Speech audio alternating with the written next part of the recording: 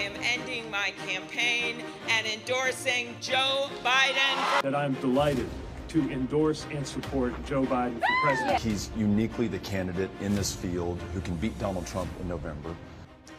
Welcome back to America Decides. Back in 2020, several Democratic candidates united behind Joe Biden to help him secure the party's presidential nomination.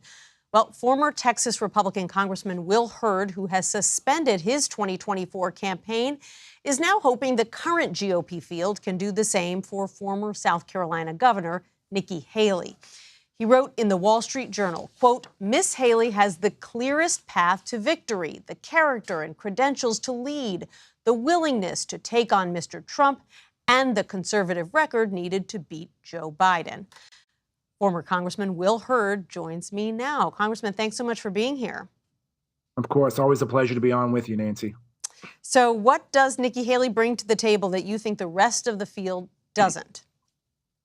Well, first and foremost, I have a lot of friends in this field, a lot of people that I think are great Republicans and great leaders of our country. But Ambassador Haley has momentum on her side.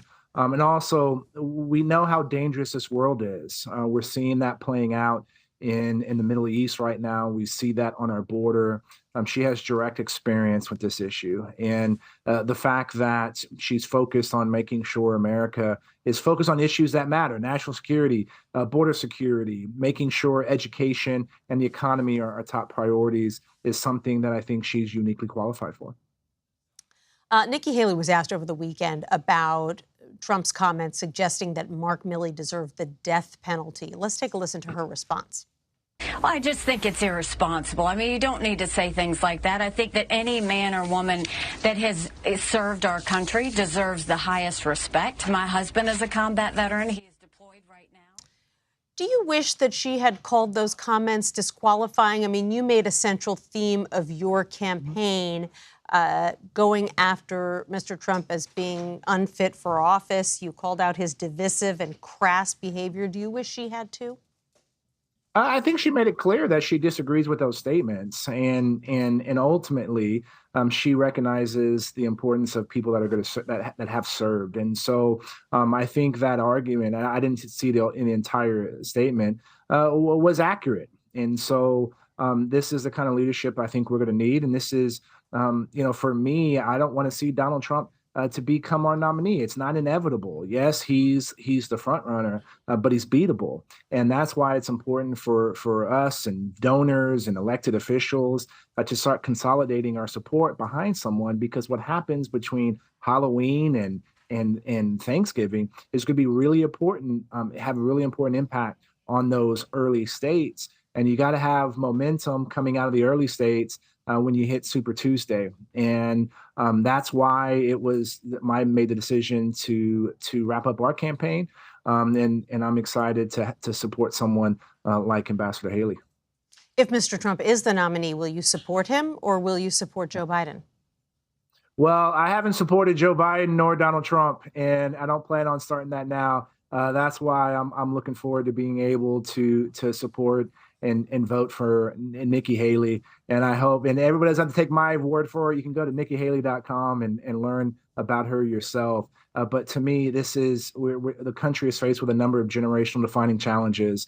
We deserve better than having a rematch between Joe Biden and Donald Trump. We need people that are that understand that friends around the world are important. We need people that understand having laws on our, and preventing people from coming into our border illegally is important. We need people that are going to make sure that our economy can thrive at a time when we have new technologies like artificial intelligence. This is what the country needs, and I'm hoping that's going to be Nikki Haley.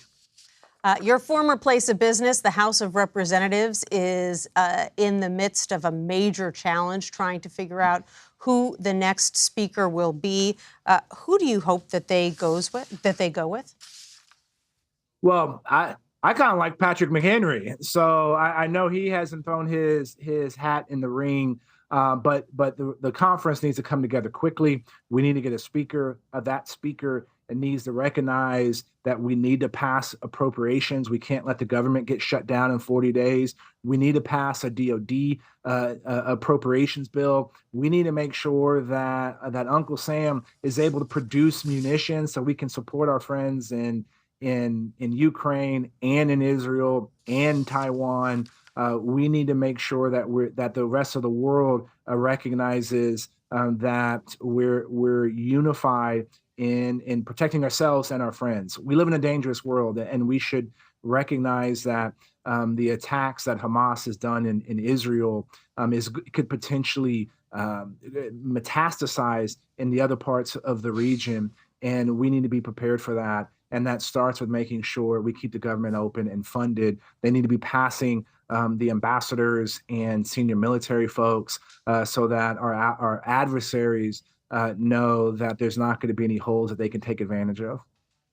Yeah, a lot of uncertainty on Capitol Hill right now. Former Congressman, former presidential candidate Will Hurd, thanks so much for being here. Thank you, Nancy.